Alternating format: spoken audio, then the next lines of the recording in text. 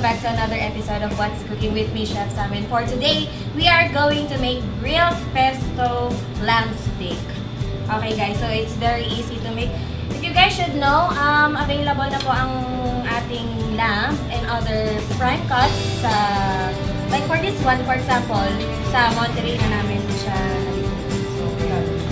So basically, it's just lamb steak that we're going to marinate in pesto. Like before, sinabi ko na ang pesto is the process, it's the Italian process of pounding. It's either kahit anong herb na minimix sa olive oil. So ito yon. So for today, we are using basil pesto. But traditionally, when you cook lamb, it's mint.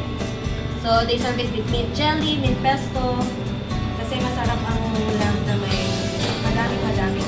But for today, we are going to just rub it like so, ng basil pesto. Ayan. So guys, napakadali lang gawin nito. It would only take about 4 to 5 minutes to prepare and to cook. Kasi since manipis lang naman yung cut ng ating steak, it will only take about a minute or two per side. So, ito yan.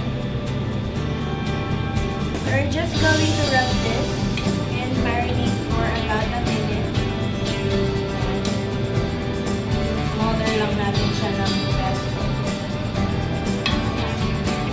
So, what do you serve this steak with? Pwedeng mashed potato, pwedeng rice. Kahit anong prefer nyo, it will serve as your starch when you're complete meal. Pero for today, we're just going to serve it with buttered veg, which is consisting of carrot and baggy beans. So let this sit for about a minute. Tapos, magsasatay lang tayo ng ating veg. Tapos, maglalagay lang tayo ng isang knob ng butter, ating griddle.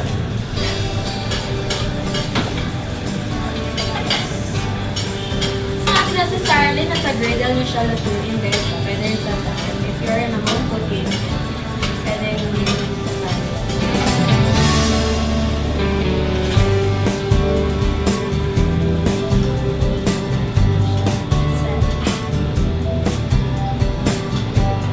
Tapos ngayon, punta tayo sa griller. I-grill na natin itong lamb natin. And then, we're done.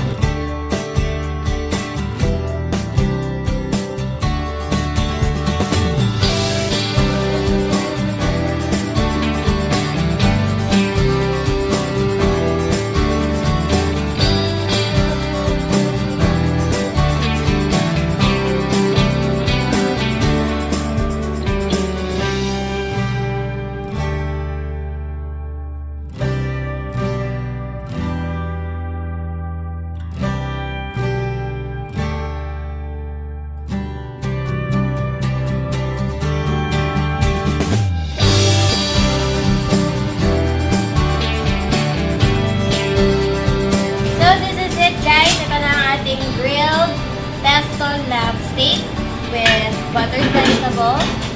Try this at home and I'm sure your family will love it. Ayan, so see you again next week for another episode of What's Cooking only here on Wake Up Ilocos.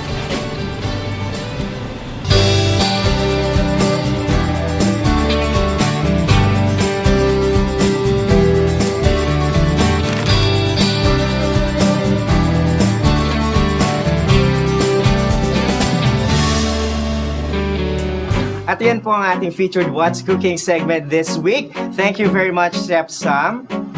Yes, at ngayon naman magpunta tayo sa ating Celebrity Corner kung saan makakapanayam natin si Miss Katrina Halili, ang napaka-sexy at napakagandang Miss Katrina Halili, o diba? Let's get an update on her career, love life, and many more. Kaya, let's all watch this.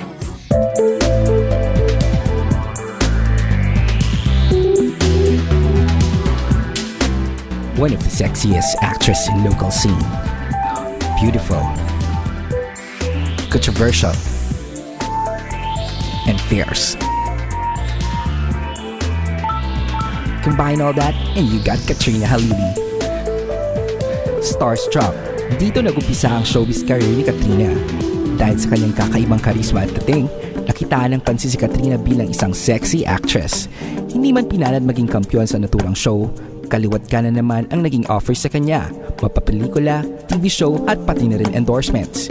Sa kasalukuyan, bising-busy si Katrina sa pinakabagong teleserye ng GMA7 na My Beloved, kung saan kasama niya dito ang dating co-stars ng Marimar na si Dingdong Dantes at Marian Rivera. Kumusta naman kaya katrabaho muli sina Dingdong at Marian? Project ko ngayon, My Beloved po. Kasama ko si Marian Rivera, si Dingdong Dantes. Sana supportahan niyo po. Thank you. Ang role ko dito, ako po dito si Emmy. Tapos, ako yung magiging ka-love triangle ni Dingdong tsaka ni Marian. Kasi yung story nun, parang si Dingdong yung angel na bumaba sa lupa, diba? Tapos, parang yung pinasukan niyang katawan, yun yung boyfriend ko dati. So, nung si Dingdong na yun, nung nung angel na yun, hindi niya na ako nilas. Ano naman kayo masasabi niya sa pagbisita niya dito sa Ilocos? Okay naman po, masaya naman. Masaya yung mga crowd, tas daming tao. Masaya pagtanggap nila sa akin dito. First time, actually, wala ako napasyalan kasi mga late na ako dumating tapos nag-ayos ako, tapos dinala na kami agad sa show. Tapos balik din agad ako ng Manila ngayon eh. Well, masaya po ako na katrabaho ko sila ulit. Actually, nagkaroon na kami na eksena ni Marian.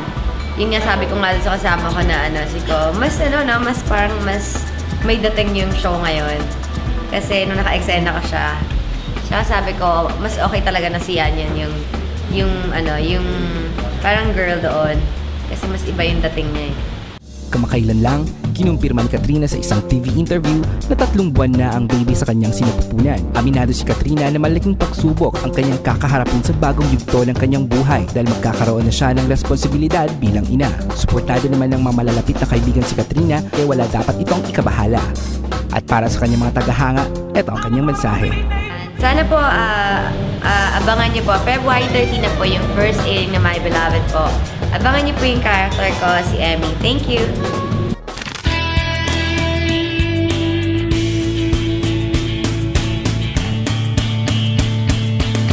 Hi, this is Katrina Halili and you're watching Core TV.